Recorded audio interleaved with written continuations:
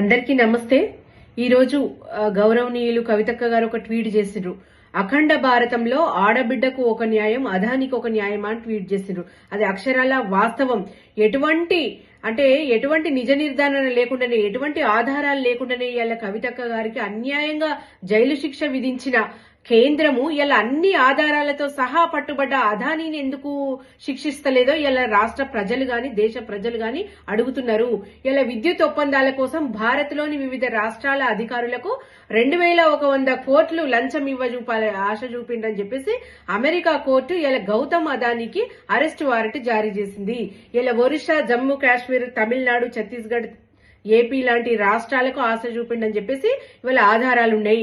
కేసీఆర్ గారు ఎప్పుడు కూడా ఇట్లాంటి ఫ్రాడ్ కంపెనీలను దగ్గరికి రానివ్వలేదు. మరి రేవంత్ రెడ్డి ఎందుకు రెడ్ కార్పెట్ వేసి రాణిస్తుండనేది ఇలా తెలంగాణ ప్రజలకు సమాధానం చెప్పాలి.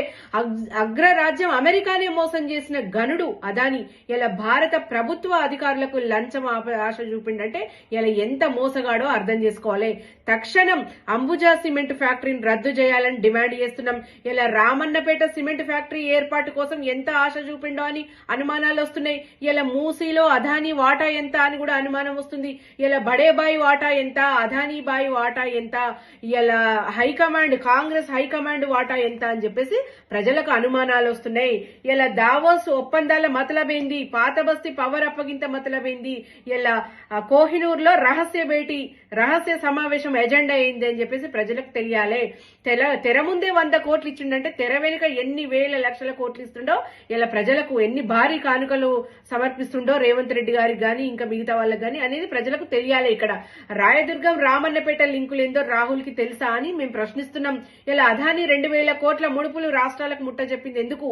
దేనికోసం? విద్యుత్ సరఫరా చేసే డిస్ట్రిబ్యూషన్ డిస్కంలని చేజెక్కించుకోవడానికే కదా. మరి 2000 కోట్లు ఒటిగానే ఇచ్చిండండి.